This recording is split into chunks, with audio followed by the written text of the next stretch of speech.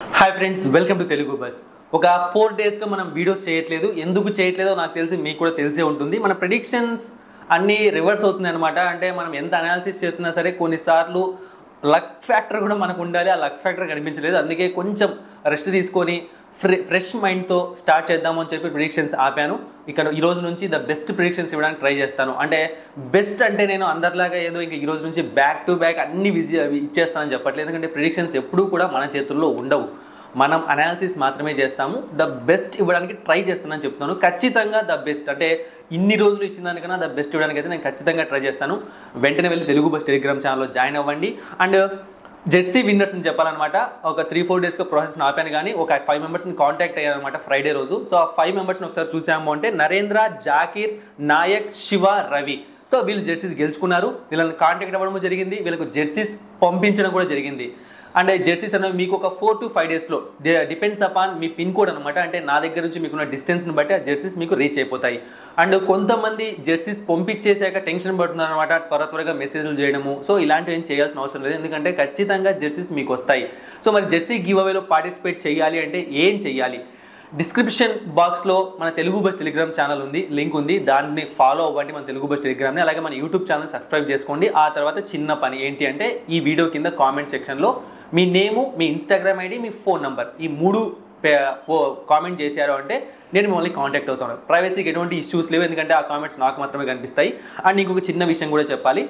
Predictions back to back wrong అయ్యాయని చెప్పి నేను కూడా ఫీల్ అయ్యాను కాబట్టి వీడియోస్ ఆపేశాను. అంటే నేను కూడా అంత పట్టించుకోకుండా ఊరికే బ్లైండ్గా ప్రిడిక్షన్స్ ఇచ్చే టైప్ కాదు. అంటే కష్టపడి కూడా ప్రిడిక్షన్స్ రాంగ్ అయినప్పుడు ఆ బాధ నాకు తెలుసు. అండ్ కొంతమంది తిడుతూ మెసేజ్ చేశారు, కొంతమంది ఎలా పడితే అలా మెసేజ్ చేశారు ఇన్స్టాగ్రామ్కి, కొంతమంది కామెంట్స్ చేశారు. పడతాను, ఎందుకంటే మిస్టేక్ నా వైపు ఉంది కాబట్టి నేను దాన్ని యాక్సెప్ట్ చేస్తాను. ఎప్పుడు దాన్ని నేను కవర్ చేసుకోనమాట. ఎందుకు రాంగ్ అయింది, అందుకు రాంగ్ అయింది అని చెప్పి అలాంటివి చెప్పాలనుకుంటే టెలిగ్రామ్ ఛానల్లో చెప్పచ్చు. బట్ నేను అనేది ఏంటి అంటే ఇప్పుడు బ్యాక్ టు బ్యాక్ ఇంతకుముందు మనం రైట్ అయ్యాయి, 4, 5, 6 కూడా రైట్ అయ్యాయి. మరి అలాంటి టైంలో కనీసం ఒక నార్మల్ మెసేజ్ అయితే ఎవరి దగ్గర నుంచి రాలేదు, కానీ రాంగ్ అయిన వెంటనే వస్తున్నాయి. సో అంటే నెగిటివ్కి రెడీగా ఉంటారు కానీ పాజిటివ్కి ఎవరు ఉండరు అనిపిస్తుంది అనమాట. బట్ నేనైతే ఆ తిట్లను కూడా పాజిటివ్గానే తీసుకున్నాను. బట్ కొంచెం బాధ అనేది ఉంటుంది కదా, అందుకే వీడియోస్ ఆపాను. బట్ ఈ రోజు నుంచి మళ్ళీ చేస్తాను, ద బెస్ట్ వర్క్ ఇవ్వడానికి ట్రై చేస్తాను. అయితే నిన్న మ్యాచ్ల గురించి కొన్ని ఇంపార్టెంట్ పాయింట్స్ డిస్కస్ చేసి మనం కేకేఆర్ అండ్ డీసీ మ్యాచ్ గురించి కొన్ని ఇంపార్టెంట్ స్టాట్స్ కాదు ఏమంటారు, ఎవరు గెలిచే అవకాశం ఉంది, ఏ ప్రాబ్లమ్స్ ఉన్నాయి టీంలో తెలుసుకుందాము. తర్వాత వీడియోస్ నుంచి ఇంక నేను ప్యూర్ అనాలిసిస్తో మళ్ళీ వస్తాను మీ ముందుకి. సో ఫస్ట్ చూసాము అంటే Gujarat Titans versus royal Challengers Bengaluru match జరిగింది. సో ఈ మ్యాచ్ గెలవడానికి గుజరాత్ టైటాన్స్లో చాలా తప్పులు జరిగాయి అనమాట. And RCB pure talent fantastic performance చేసిందనమాట. అండ్ టాస్ గెలిచి వాళ్ళు చేసింగ్ తీసుకోవడం చాలా మంచి విషయం. అదే టైంలో గుజరాత్ ఏమైనా తక్కువ స్కోర్ చేసిందంటే ఏ తప్పు చేయలేదు. అంటే ఆ గ్రౌండ్లో యావరేజ్ ఇన్నింగ్స్ స్కోరే 190 అనమాట, అంటే ఆ పిచ్ పైన. సో 190 కన్నా ఎక్కువ స్కోర్ చేశారంటే వాళ్ళు 90% మ్యాచెస్ గెలవాలి. ఇంతకుముందు 99% మ్యాచెస్ గెలిచాయి కూడా. బట్ ఇక్కడ ఏమైపోయింది అంటే స్పిన్ అనేది డ్రైగా ఉంది, అంటే పిచ్ అనేది డ్రైగా ఉంది, అంటే స్పిన్కి అనుకూలిస్తుంది. ఆర్సీబీ వాళ్ళు స్పిన్ని కరెక్ట్గా యూజ్ చేసుకున్నారు నన్ను అడిగితే. ఎందుకంటే కొంతమంది బౌలింగ్లో కొట్టినా సరే వికెట్స్ తీసుకున్నారు. ఇక్కడ కొడుతున్నా వికెట్స్ తీసుకోవడం వేరే. సో ఆ వికెట్స్ తీసుకోవడం అనేది బాగా ప్లస్ అయింది ఆర్సీబీ టీంకి. ఇక నెక్స్ట్ మనం గుజరాత్ టైటన్స్ టీం విషయానికి వచ్చాము అంటే పూర్తిగా రషీద్ ఖాన్, నూర్ అహ్మద్, సాయి కిషోర్ ఇలాంటి వాళ్ళు ఉన్నా సరే ఏమీ చేయలేకపోయారు అనమాట. అక్కడే తప్పు జరిగిపోయింది. వాళ్ళు పూర్తిగా ఎక్స్పోజ్ అయిపోయారు, ఎలా పడితే అలా రన్స్ ఇచ్చేశారు. అండ్ విల్ జాక్స్కి మనం ఖచ్చితంగా మెచ్చుకోవాలి. ఎందుకంటే Will Jacks starting game start చేసినప్పుడు కొంచెం స్ట్రగుల్ అయ్యాడు, కానీ ఆ తర్వాత తను మళ్ళీ కంబ్యాక్ ఇచ్చిన తీరు ఏ మాటలో చెప్పడానికి కష్టం అనమాట. అలాంటి కంబ్యాక్ ఇచ్చాడు. 40-41 బాల్స్లో సెంచరీ అంటే మామూలు విషయం కాదు. అండ్ స్కోర్ని కూడా అన్ని తక్కువ బాల్స్లో చేస్ చేయడం 200 స్కోర్ని మామూలు విషయం కాదు. ఎప్పుడో 2013, 2010 అనుకుంటా, నాకు అంతగా ఇయర్ గుర్తు రావట్లేదు, అప్పుడెప్పుడో చేసింది ఆర్సీబీ 200 స్కోర్ని చేసి గెలవడం. సో మళ్ళీ ఇన్ని సంవత్సరాలకి నిన్న చేసిందనమాట. ఇక మధ్యలో 200 స్కోర్ చాలాసార్లు చేసింది, అంటే కానీ మ్యాచెస్ గెలవలేదు రీచ్ అయినా సరే. So pure Virat Kohli talent గురించి కూడా మాట్లాడాలి. ఎందుకంటే లెఫ్ట్ ఆర్మ్ స్పిన్నర్స్లో విరాట్ కోహ్లీ ఇబ్బంది పడతాడు, ఫ్యాఫ్ డు ప్లెసిస్ ఇబ్బంది పడతాడు. అదే టైంలో ఫ్యాఫ్ డు ప్లెసిస్ అవుట్ అయ్యాడు, కానీ విరాట్ కోహ్లీ టైం తీసుకొని ఆ స్పిన్నర్స్ పైన అటాక్ చేయడం మొదలుపెట్టాడు. ఇది కూడా ఈ గేమ్కి ఒక ప్లస్ పాయింట్ అయింది. ఒకవేళ విరాట్ కోహ్లీ వికెట్ పవర్ ప్లేలో పోయి ఉంటే విల్ జాక్స్ అంత ఫాస్ట్గా ఆడేవాడు కాదేమో. వచ్చాక మరి కొత్త బ్యాట్స్మెన్తో సెట్ అవ్వాలి. ఆ టైంలో మ్యాచెస్ కొంచెం టర్న్ అయిపోయేది గుజరాత్ వైపు. కానీ ఆర్సీబీ బ్యాట్స్మెన్ అయిన విరాట్ కోహ్లీ మాత్రం తన ఎక్స్పీరియన్స్ని చూపించాడు ఇక్కడ. ఓకే పర్లేదు, ఈ స్పిన్నర్తో కొంచెం చూసుకుందామని చెప్పి ఆడుకోవడం, తర్వాత మంచి స్ట్రైకర్తో బ్యాటింగ్ చేయడం, అది కూడా ఆర్సీబీకి ప్లస్ అయింది. సో ప్రస్తుతానికైతే వాళ్ళు ప్లే ఆఫ్స్కి రావడం చాలా చాలా తక్కువ ఛాన్సెస్, కానీ వాళ్ళకున్న ఛాన్సెస్ని వాళ్ళు యూజ్ చేసుకోవడానికి గట్టిగా ట్రై చేస్తున్నారు. మంచి రన్ రేట్ని తెచ్చుకోవడానికి ట్రై చేస్తున్నారు. తర్వాత మ్యాచెస్ అన్ని గెలిస్తే ఒక 14 పాయింట్స్ వస్తే ఏమో ప్రెజెంట్ ఉన్న కాంపిటీషన్లో ఏదో మ్యాజిక్ జరిగి వెళ్ళొచ్చేమో ట్రై చేస్తున్నారు. బట్ దాన్ని మనం ఎఫర్ట్స్ని మెచ్చుకోవాలి.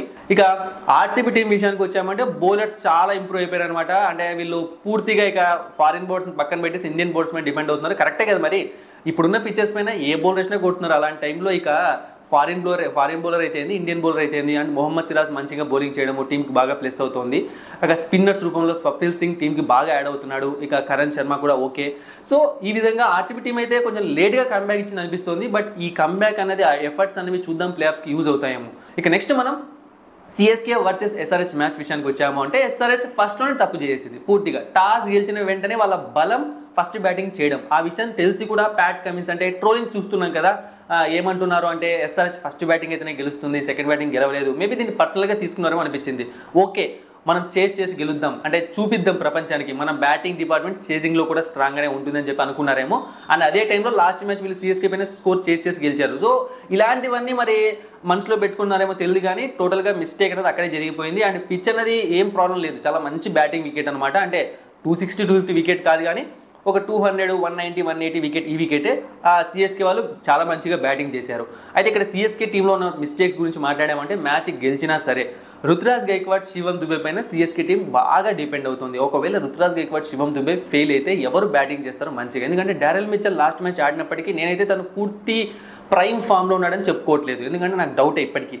ఇక నెక్స్ట్ చూసాము అంటే అజింక్య రహానే దగ్గర నుంచి కనీసం టీంని గెలిపించాలి అని ఒక ఇంటెంట్ కూడా కనిపించట్లేదు. వస్తున్నాడు పోతున్నాడు. అంటే పవర్ ప్లే తర్వాత వరకు బ్యాటింగ్ చేస్తే కదా తెలిసేది ఏం జరుగుతుందో అని చెప్పి తను ఎందుకు అంత స్ట్రగుల్ అవుతున్నాడు అంటే సిఎస్కే మేనేజ్మెంట్కి ఇంకో ఆప్షన్ లేకుండా పోయింది. ఓపెనింగ్ డిపార్ట్మెంట్లో డెవాన్ కాన్వే లేడు, రచిన్ రవీంద్రన్ ట్రై చేసి పక్కన పెట్టారు. ఇక అజింక్య రహానే పైన డిపెండ్ అవుతున్నారు.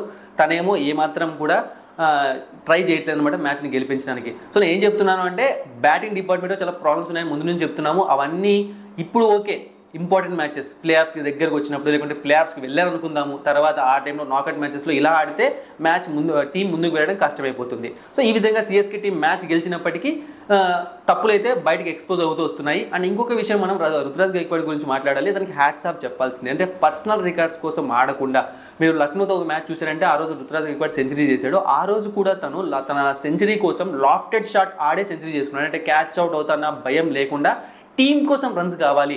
ఇప్పుడు నేను 2-3 రన్స్ చేస్తే సెంచరీ అయిపోతుంది అంటే ఆ 2-3 బాల్స్ తను స్లోగా ఆడుకోవడం, ఎందుకంటే ఆ 2-3 బాల్స్ విలువ తనకు తెలుసు. T20 ఫార్మాట్ ఇది, వన్ డే ఫార్మాట్ కాదు. సో అందుకే తన పర్సనల్ రికార్డ్స్ పక్కన పెట్టేసి ఆ రోజు కూడా అలానే ఆడాడు. అంటే నిన్న అవుట్ అయినప్పుడు కూడా 98 అప్పుడు తను లాఫ్టెడ్ షాట్ కోసం ట్రై చేసి అవుట్ అయ్యాడు. సో టీంకి ఎక్కువగా వాల్యూ ఇస్తున్నాడు అనమాట. యాజ్ ఎ కెప్టెన్గా తను ఏం చేయాలో అంత చేస్తున్నాడు. బ్యాటింగ్, ఫీల్డింగ్ చేంజెస్ అన్ని కూడా.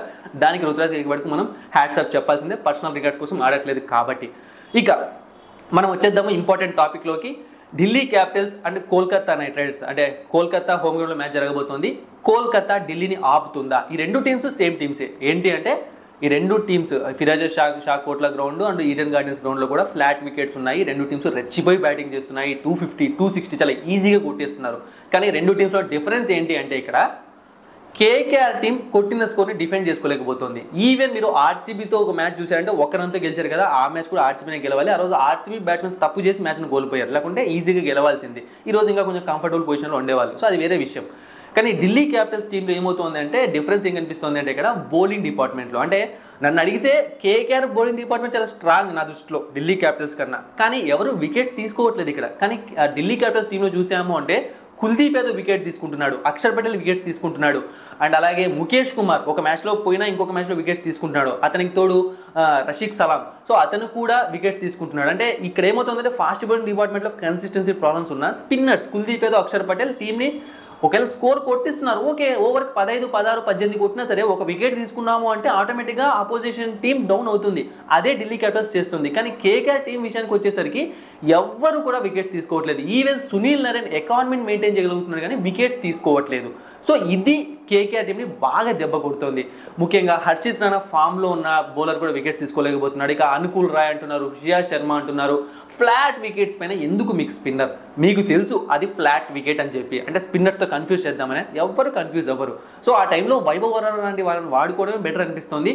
మిచెల్ స్టార్క్ని అయితే పూర్తిగా పక్కన పెట్టారని నాకైతే తెలిసిపోతుంది అనమాట. నెక్స్ట్ మ్యాచ్కి అంటే ఇంజురీ అని చెప్పారు, కానీ నాకు తెలిసి అది ఇంజురీ ఏం కాదు. దుష్మన్ చెన్నై ట్రై చేశారు, తను కూడా ఎక్స్పెన్సివ్ అయిపోయాడు. ఇప్పుడు వాళ్ళకున్న ఒకే ఒక ఆప్షన్ ఏంటి అంటే వాళ్ళ బౌలర్స్ గెట్ ఆన్ అవ్వాలి, అంటే వికెట్స్ తీసుకోవాలి. రన్స్ కొట్టినా ఓకే, పిచ్చెస్ అలానే ఉన్నాయి కానీ వికెట్ తీసుకోవాలి. ఇక ఢిల్లీ క్యాపిటల్స్ టీం విషయానికి వచ్చాము అంటే జేక్ ఫ్రాసర్ ఈ ఒక్క నేమ్ గుర్తుపెట్టుకోండి.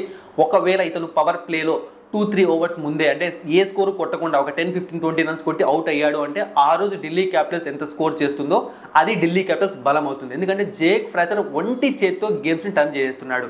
అంటే అది మామూలు హిట్టింగ్ అయితే కాదనమాట. తను అసలు సింగిల్స్ పైన ఫోకసే చేయట్లేదు, ఓన్లీ బౌండరీస్ పైన ఫోకస్ చేస్తున్నాడు అండ్ మ్యాక్సిమం బాల్స్ కనెక్ట్ చేస్తున్నాడు. ఇక్కడ దాన్ని మనం మెచ్చుకోవాలి. ఇక మిగతా వాళ్ళు కూడా ఫామ్లో ఉన్న టీంకి బాగా ప్లస్ అవుతుంది. డేవిడ్ వార్నర్ అయితే ఈ మ్యాచ్ కూడా ఆడే అవకాశం లేదు, అతను మాక్సిమం ఇక 2024 ఐపీఎల్లో ఆడే అవకాశం లేదు అంటున్నారు ఫింగర్ ఇంజురీ కారణంగా. సో జేక్ ఫ్రాసర్ తర్వాత వస్తున్న ప్లేయర్స్ అభిషేక్ పురేల్ కూడా మంచి ఫామ్లో కనిపిస్తున్నాడు అండ్ అలాగే రిషబ్ పంత్ ఫామ్లో కనిపిస్తున్నాడు. షై హోప్ని ట్రై చేశాడు, లాస్ట్ మ్యాచ్లో ఫెంటాస్టిక్గా పర్ఫామ్ చేశాడు. అక్షర్ పటేల్ బాగా పర్ఫామ్ చేశాడు. ముఖ్యంగా ట్రిస్టన్ స్టబ్స్ గురించి మనం చెప్పుకోవాలి. ట్రిస్టన్ స్టబ్స్ ఆ టీంకి మెయిన్ పిల్లర్ అనమాట. స్టార్టింగ్లో జేక్ ఫ్రాసర్, ఎండింగ్లో Tristan Stubbs. So batting department మొత్తం ఫామ్లో ఉంది, ప్రతి ఒక్కరు అగ్రెసివ్గానే ఆడుతున్నారు. వాళ్ళకు తోడు అంటే మీరు మాది ముందు స్కోర్ పెట్టండి, ఒకవేళ కొట్టినా సరే మేము వికెట్స్ తీస్తామని చెప్పి ఢిల్లీ క్యాపిటల్స్ బౌలర్స్ చూపిస్తున్నారు. ఇక కోల్కతా టీం విషయానికి వచ్చాము అంటే ఇక్కడ మనం వీళ్ళు కూడా ఓపెనర్స్ పైన డిపెండ్ అవుతున్నారు, Phil Salt and Sunil Narine పైన. సో ఈ ఇద్దరు త్వరగా అవుట్ అయినా సరే ఈ టీంకి కూడా భారీ స్కోర్ రావడం కష్టమే. అంటే తర్వాత వచ్చి కొడితే 200-220 రావచ్చు కానీ 260-250 రాదనమాట.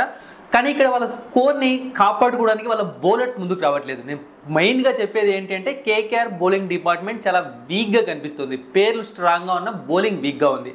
అయితే మరి రెండు టీమ్స్లో ఏమైనా చేంజెస్ ఉంటాయి ప్లేయింగ్ ఎలెవెన్లో ఉంటే? నాకు తెలిసి కేకేఆర్ టీంలో ఎటువంటి చేంజెస్ ఉండవు అనమాట. ఒకవేళ చేంజ్ చేయాల్సి వస్తే వాళ్ళ ఇంపాక్ట్ ప్లేయర్ రూపంలో శ్రేయస్ శర్మని, అనుకూల్ రాయ్ని కాకుండా ఒక ఫాస్ట్ బౌలర్ని తెచ్చుకోవడం చాలా ఇంపార్టెంట్. ఎందుకంటే కోల్కతా పిచ్ ఫ్లాట్గా ఉంది కాబట్టి. అండ్ ఢిల్లీ క్యాపిటల్స్ టీం విషయానికి వచ్చామంటే వీళ్ళు ఏ చేంజెస్ చేసుకొని రారు, సేమ్ ప్లేయింగ్ ఎలెవెన్తో వస్తారు, చాలా అద్భుతంగా పర్ఫామ్ చేస్తున్నారు. అండ్ అనాలిసిస్ అన్నది ఇక్కడ వరకు చెప్తున్నాను అనమాట. నెక్స్ట్ వీడియోస్ నుంచి నేను ప్రతిదీ ఇంతకు ముందులాగా క్లియర్గా ఎక్స్ప్లెయిన్ చేస్తాను. ఇక్కడ ఇంకొక విషయం ఏంటంటే ఈ మ్యాచ్ ప్రెడిక్షన్ గురించి మనం మాట్లాడాలి. చాలా క్లిష్టమైన మ్యాచ్, కష్టమైన మ్యాచ్ అని చెప్తాను నా భాషలో చెప్పాలి అంటే. సో మెయిన్ ప్రిడిక్షన్ మీకు తెలుగు బస్ టెలిగ్రామ్ ఛానల్లో దొరుకుతుంది, డిస్క్రిప్షన్ బాక్స్లో లింక్ ఉంది. సో నేను మాట ఇచ్చాను బెస్ట్ వర్క్ ఇస్తానని చెప్పి ఇప్పటి నుంచి ఈ రోజు మ్యాచ్ నుంచి లేకుంటే ఖచ్చితంగా ద బెస్ట్ వర్క్ ఇవ్వడానికి ట్రై చేస్తాను. వెంటనే వెళ్ళి జాయిన్ అవ్వండి. అలాగే మన జెర్సీ గివ్అవేలో పార్టిసిపేట్ చేయాలన్నా మీకు చెప్పాను కదా స్టార్టింగ్లో ఏం చేయాలో. తెలుగు బస్ టెలిగ్రామ్ ఛానల్లో జాయిన్ అవ్వాలి, మన యూట్యూబ్ ఛానల్ సబ్స్క్రైబ్ చేసుకోవాలి. తర్వాత కామెంట్ సెక్షన్లో మీకు ఏం చేయాలో చెప్పాను, ఒకసారి వెళ్ళి చూసేయండి. సో మ్యాచ్ ఎవరు గెలుస్తారు చూడండి. నేను ఆల్రెడీ అనాలిసిస్ క్లియర్గా అంటే స్టాట్స్ లేకున్నా సరే నా ఒపీనియన్ చెప్పాను నేను, అంటే ఎక్కడ ప్రాబ్లమ్స్ ఉన్నాయి, ఎక్కడ వాళ్ళు ఏం చేస్తే వర్కౌట్ అవుతుంది అని చెప్పి.